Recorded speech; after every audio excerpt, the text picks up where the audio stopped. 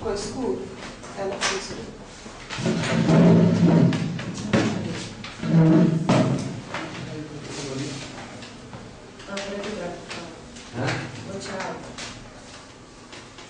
Depois mandamos imprimir lá embaixo na linha cor. Sente-se, doutora Bruna? Agora já não é. Baixa a ponta agora.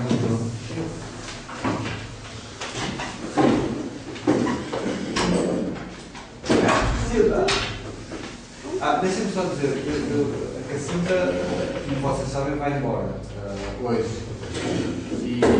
E ela veio fazer um trabalho de uma recolha de dados sobre o perfil dos gestores de instalações esportivas de Portugal.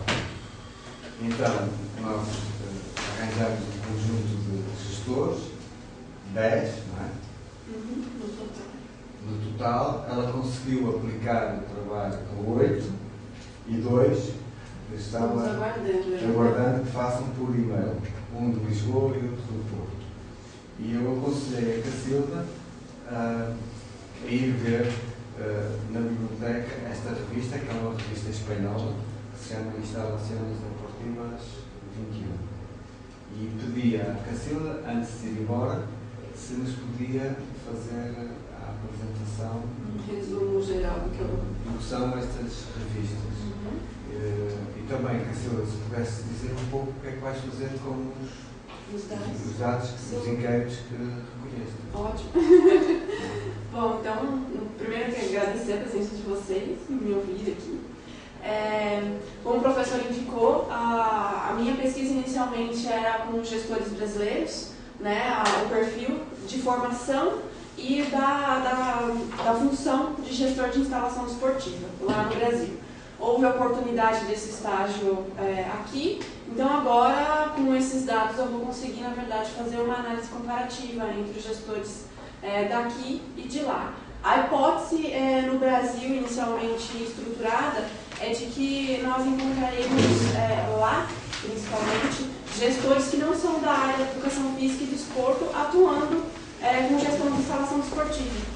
O que vem a colaborar também com os estudos que vem se realizando lá, de que os gestores esportivos também, muitas vezes, não são da área de educação física e desporto. São engenheiros, advogados, o pessoal da própria gestão e administração em geral, né?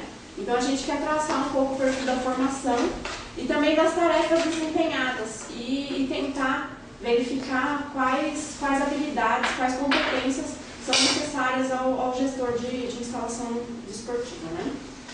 Então, para isso, eu vim para cá, para fazer esses inquéritos. A intenção agora é realizar também esse inquérito lá no Brasil, para obter também as mesmas as respostas e depois compará-las, né? Tanto quanto a formação, quanto a gestão mesmo de instalações, né? A hipótese levantada no que diz respeito à gestão em si é de que no Brasil ainda há o cargo ainda tem uma característica muito de técnico e não muito de gestão. Então, mais preocupado com a manutenção, às vezes, do que com o planeamento, por exemplo, de uma instalação, ou mesmo a participação do gestor desportivo desde o início, então desde a concepção de uma instalação, planeamento para a construção da mesma, até o desenrolar das atividades quando ela já está pronta e em funcionamento, né?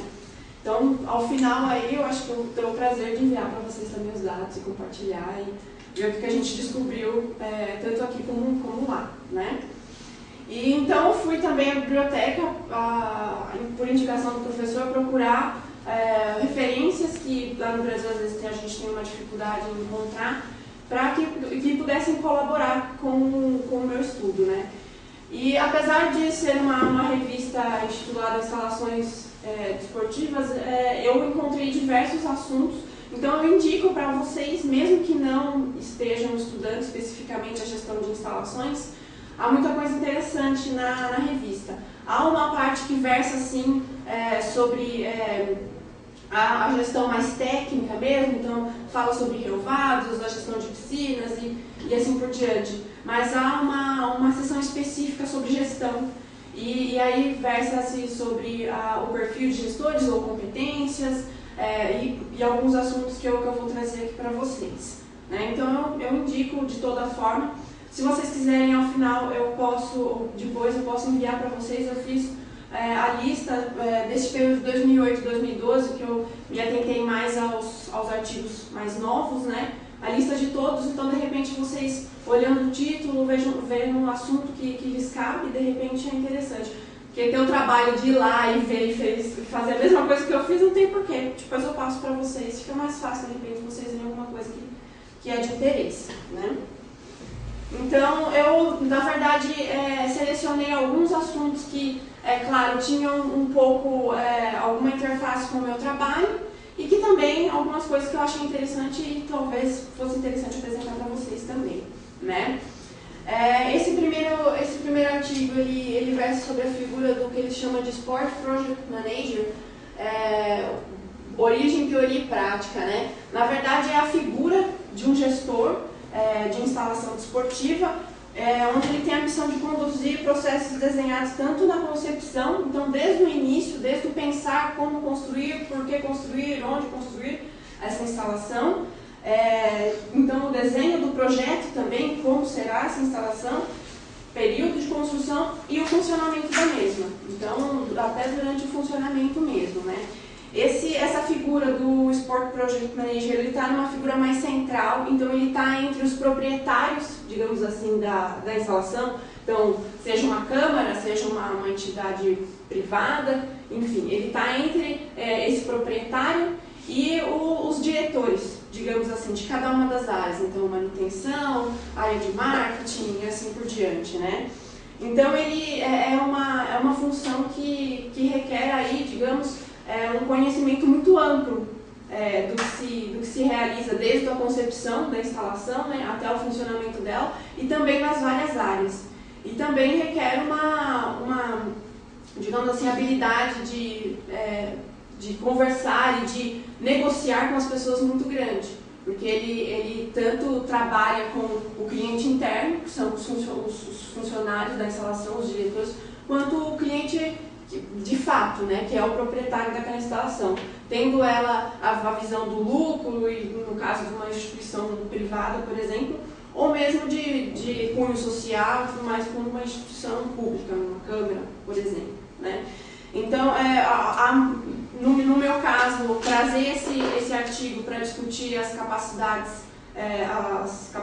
que são necessárias, os conhecimentos necessários ao gestor, é bacana, porque a gente tem uma visão geral do que essa figura do Sport Project Manager ele possui e os conhecimentos. Não às vezes aprofundado, mas um conhecimento geral e bem amplo, né? Eu trouxe também a ideia dos projetos ágeis, que ele indica aí um novo modelo de gestão para as organizações esportivas. Na verdade, ele indica que a maioria das entidades esportivas tem migrado para o seu modelo de gestão de projetos, né? Em que, tirando aquelas atividades que são corriqueiras, então às vezes de manutenção, ou mesmo aquelas burocráticas de pagamento, imposto, contabilidade, tudo que se realiza dentro de uma entidade esportiva, então seja um campeonato, seja uma ação, seja a manutenção de um espaço ou mesmo a reforma do espaço, pode ser tratado como projeto. E ele traz essa ideia de projetos ágeis, que a gente estava conversando com ele agora de pouco, né? Que na verdade é essa concepção de possuir um planeamento mais aberto e preparado para mudanças. Então, os projetos que exigem uma rapidez, uma urgência maior, ou mesmo entidades que possuem uma flexibilidade maior de se trabalhar, é indicado esse tipo de modelo de gestão de projetos, né, esses projetos ágeis.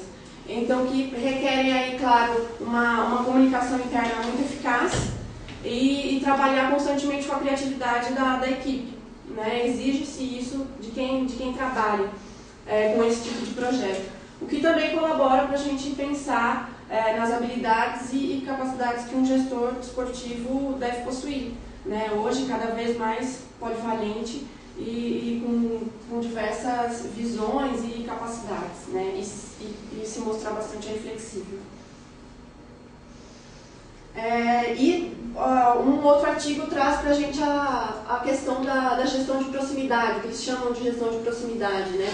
Que é um sistema, ele indica ser um sistema de controle de qualidade, com contato direto com os clientes e os empregados. Então, ele indica 3 modos de realizar isso. Um checklist, que é o que a gente conhece mesmo, é elencar mesmo todas as tarefas que devem ser desempenhadas, então, durante um projeto, por exemplo, e tratar diretamente com os funcionários responsáveis por aquelas funções, né? E não só delegar a função e depois ver o resultado no final. Então, acompanhar todo esse processo. O roleplay, que é o que a gente chama no Brasil, não sei, o professor talvez consiga nos orientar se aqui também tem esse nome, é o que a gente chama de cliente cego. É quando há a contratação de uma pessoa de fora ou alguém na empresa que não é conhecido por todos para ir até a empresa, se passando por cliente, para entender como é que decorre o processo, né? Se o processo está sendo seguido, se o atendimento é o esperado e tudo mais, né? E aí ter sim a visão real do que se realiza na empresa, né? E a visão que o cliente possui da empresa. E o Managing by Walking Around, que na verdade, por exemplo, na verdade a sua participação na entidade também, como usuário. Então, se a gente pensar num ginásio, por exemplo, o gestor treinar no ginásio em que ele gere, né, que ele trabalha, para que ele também tenha essa percepção de cliente, para saber o que o cliente está recebendo da empresa. Claro que nesse caso a gente sabe que tem um viés, porque se o funcionário sabe que é o diretor que está lá, ele vai tratar de uma forma diferente e tudo mais, mas ainda assim, estando no ambiente, ele consegue perceber como o cliente está sendo recebido, tratado, como os serviços estão sendo oferecidos e tudo mais, né? Então aí também, mais uma vez, traz a ideia para a gente das capacidades e de todas as ferramentas que o gestor pode utilizar aí para desenvolver o trabalho, né? Deixa eu tomar um pouco. Já que minha garganta está ficando seca. Uma característica muito interessante dessa revista também, que eu encontrei desse periódico, é trazer já a discussão de como mudou um pouco, tanto as funções como as tarefas que o gestor desempenha frente à crise econômica que se tem apresentado, principalmente aqui na Europa e tudo mais, né? Como a revista espanhola, eles trazem, claro, muito mais a realidade deles. Então, mas eu acho que a gente com certeza consegue aproveitar isso. E fazendo um link com as entrevistas que eu fiz, eu consegui ver isso claramente, uma vez que algumas perguntas que eu fazia, algumas tarefas que eu dizia, você desempenha isso, como por exemplo, se eu perguntava em uma das questões a respeito de gestão de pessoas, se o gestor desempenhava a função de contratação, se ele diretamente estava ligado à contratação de pessoas e capacitação dessas pessoas novas. E muitos deles me diziam, olha, eu faço isso, mas não faço neste momento mais, porque nós estamos em contenção, na verdade nós estamos com uma folha fechada e que não há contratação de pessoal. Então, quer dizer, dependendo do que ocorre também externamente, a tarefa do gestor muda. Então, eles próprios, no início da entrevista, às vezes diziam, olha, inclusive algumas coisas que eu fazia, mudou, algumas coisas que eu delegava, hoje eu faço, porque o funcionário a gente teve que dispensar. Então, dependendo, claro, do momento, e eu acho que isso eu vou ter que levar em consideração no meu estudo, há-se também prever que há mudanças, há alterações nas tarefas que esse gestor desempenha, né? E essa revista traz já alguma discussão a respeito disso. Então, nesse artigo, ele traz o ABC do desporto municipal frente à crise. Então, ele indica, inicialmente, um período de construção das instalações na Espanha. Então, antes as pessoas não tinham tanto acesso, a maioria das instalações eram privadas. Então, houve um boom nos anos 80 de construção de instalações, principalmente por parte das câmaras, e para democratizar mais o acesso. Eles discutem um pouco se essa democratização realmente aconteceu, então se esse desporto realmente é para todos, como eles tinham como mote aí, né, de levar o desporto para todos, de ser um direito, como é no Brasil, nós temos uma Constituição lá que é um direito de todos, tudo mais, né? Mas que apesar desse boom de construções, quer dizer, várias instalações, ele traz até números, são 79.059 instalações e 176.201 espaços desportivos no país. Então, se a gente pensar nesse espaço todo e ainda assim a população não ter acesso, em alguns casos, né? Então, por isso, sim, essa discussão dessa democratização do esporte, será que é realmente democratização? Não é? E frente ao que vem acontecendo hoje no panorama econômico, o déficit e a crise econômica, o que vieram a desenrolar nessas instalações. Né? O déficit principalmente por ocupação, então não há quem ocupe muitas vezes as instalações. Então, por isso há um déficit que eles calculam ser de 100 milhões de euros anuais, então 25 euros por habitante por ano, que eles indicam. E aí eles, na verdade, fazem algumas recomendações a respeito de controlar esse panorama, tanto frente à crise quanto frente a esse déficit que vem se mostrando, né? Como a análise de recursos humanos, que é o que muita gente tem feito, então enxugar a mesma folha, né? Ver postos que de repente não desempenham tantas funções, então essas funções podem ser alocadas para outro posto e mesmo demitir os funcionários, ou mesmo realizar algumas tarefas que antes não eram realizadas por eles, eram contratadas, eram terceirizadas, passarem a ser realizadas por eles. Né? A construção de instalações segundo as necessidades da população.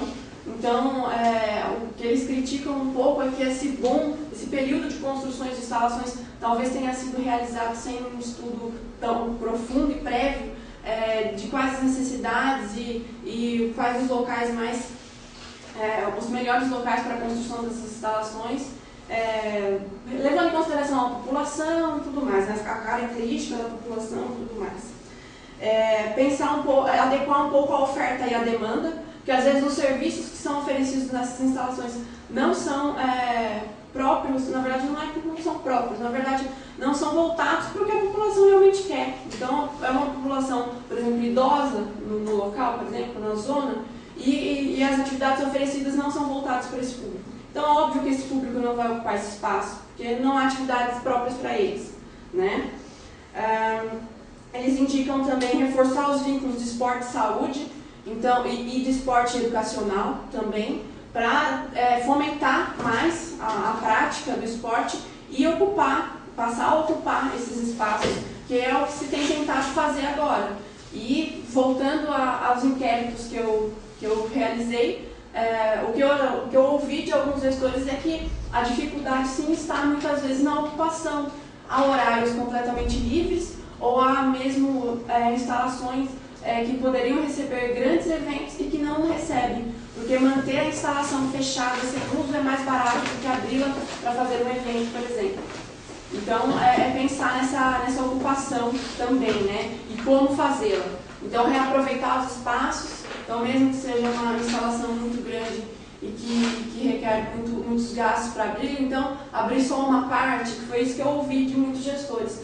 Há um pavilhão muito grande, com 4 quadras, 4 espaços, mas abre-se só uma e concentra-se os jogos todos ali. E aquela não é o espaço, o melhor espaço. As outras quadras que estão no estado melhor, mas estão também localizadas num espaço onde a iluminação é mais cara, porque são mais holofotes, e precisaria de mais público para lotar o espaço. Então opta por se fazer um jogo, por exemplo, num espaço onde não há arquibancada, a iluminação é natural, para que seja mais rentável a realização desse evento.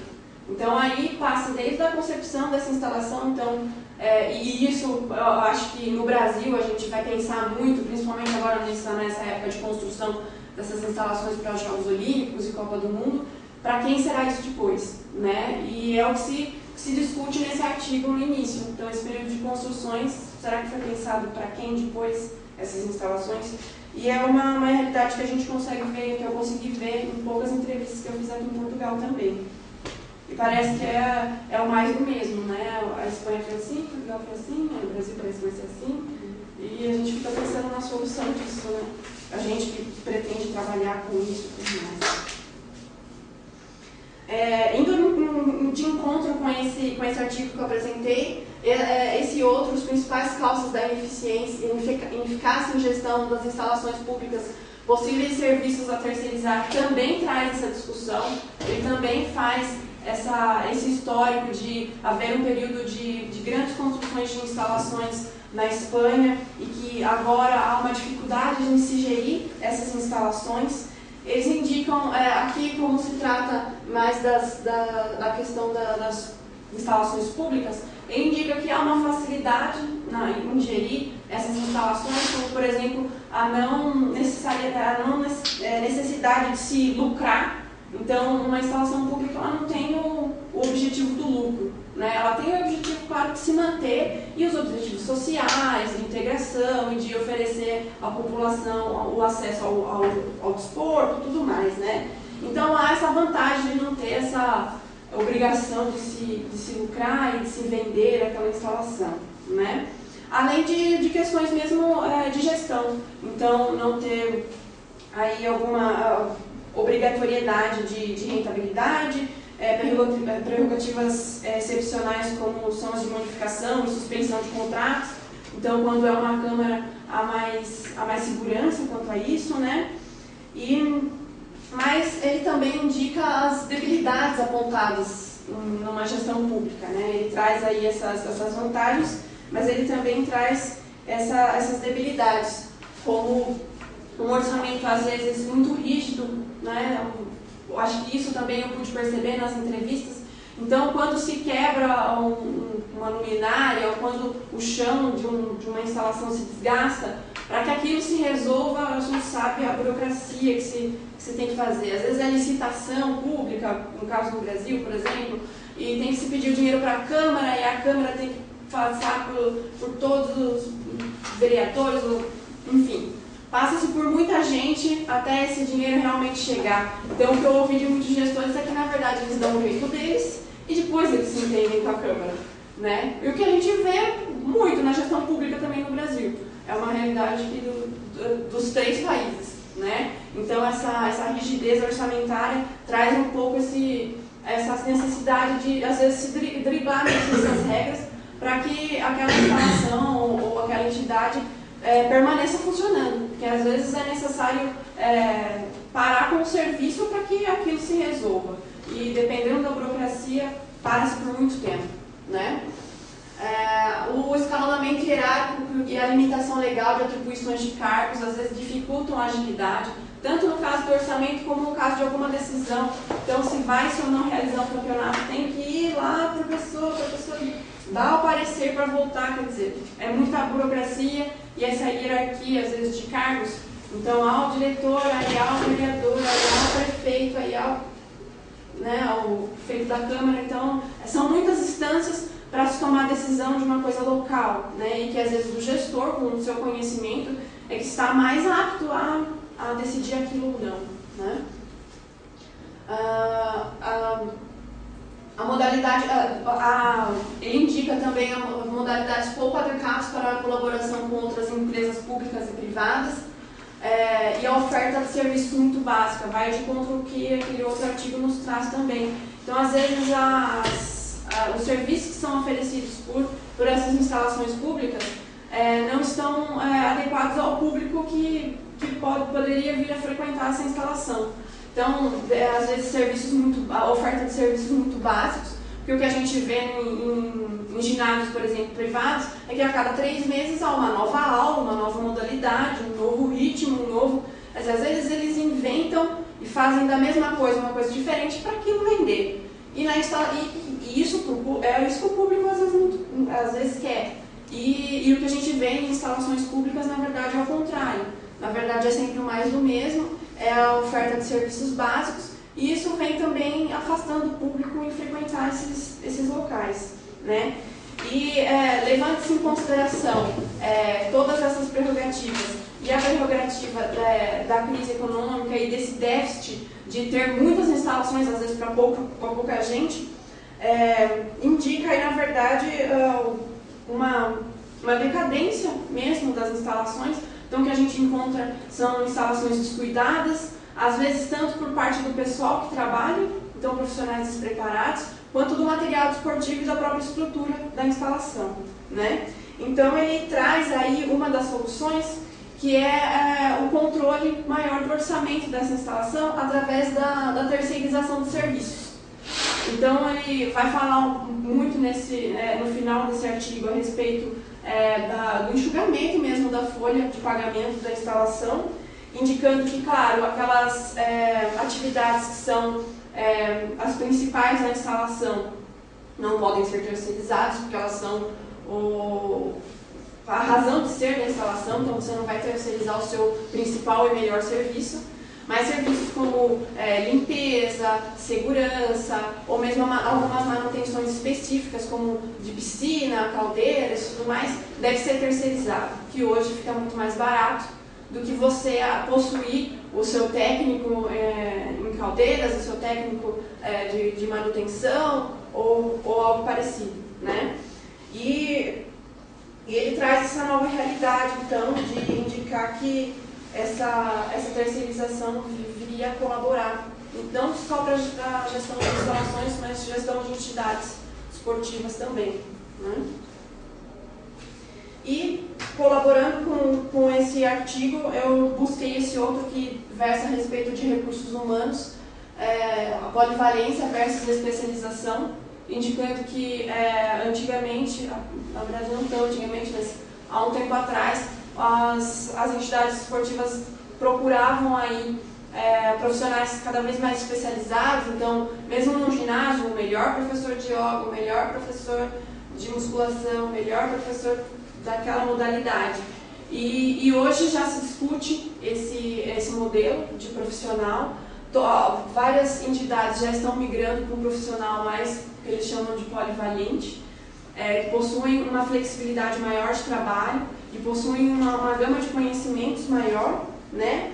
Então, porque eles dizem que esse profissional especializado muitas vezes não está disposto a participar do projeto da empresa, então, porque a gente fala muito no Brasil de vestir a camisa da empresa, né? Ele não está muito interessado em participar da formação dos outros profissionais, dos profissionais novos que entram na empresa. Então, às vezes, ele quer deter aquele conhecimento só para ele, porque ele é um especialista e ele cobra caro por aquilo. Então, porque ele compartilhar aquele conhecimento que ele possui, né? Então, acaba não participando, então, também da formação de novos profissionais dentro da própria empresa e tudo mais, né?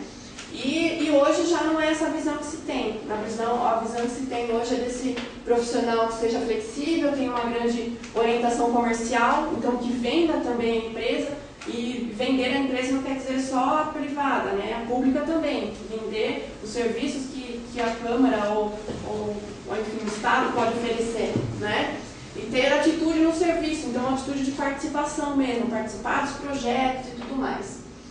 A maneira de se transformar esse profissional de antes a essa nova realidade é criando uma rede de compartilhamento de projetos, então inserir esse profissional, né, na empresa. E eu acho que para isso também as entidades esportivas devem mudar o seu modo de gestão. Se antes era só contratar um profissional especializado, pagá-lo, claro, uma hora um pouco mais alta, mas pagá-lo, e ele desempenhar a sua tarefa e voltar para casa, hoje há que se preocupar com ter uma formação continuada desse profissional, porque às vezes ele vai entrar, como ele não é especialista, ele requer alguns conhecimentos para desempenhar a tarefa que ele vai desempenhar, então requer uma formação para ele, e não só quando ele entra, mas ao longo do tempo ele ir adquirindo mais conhecimentos para cada vez mais poder desempenhar mais funções, né? Uma comunicação interna eficaz, porque já que as várias funções serão desempenhadas por várias pessoas, se não houver uma comunicação eficaz, a coisa não anda. Apostar na inovação, então principalmente com ideias do próprio grupo, porque eu acho que isso insere também o profissional na empresa. Então ele se vê realizado quando alguma ideia dele vira mesmo um serviço ou vira um produto daquela empresa, né? Então, realmente trazer ele para participar, incentivando essas ideias que os próprios profissionais têm. e retribuição flexível e promoção interna. Principalmente no caso da promoção interna, mostrar ao funcionário que sim, ele está sendo valorizado e que ele vai ter alguma progressão dentro da empresa. Então, quando há uma vaga nova na empresa, por exemplo, abrir inicialmente para quem faz parte já do quadro de funcionários e não buscar um profissional fora e trazer esse profissional de fora que não está inserido na empresa e não está inserido no projeto, não está participando da construção do projeto. O que, em todos os casos, fecha um pouco com esse ciclo de artigos que eu apresentei, uma vez que ele vem, mais uma vez, falando sobre como hoje as entidades esportivas veem o profissional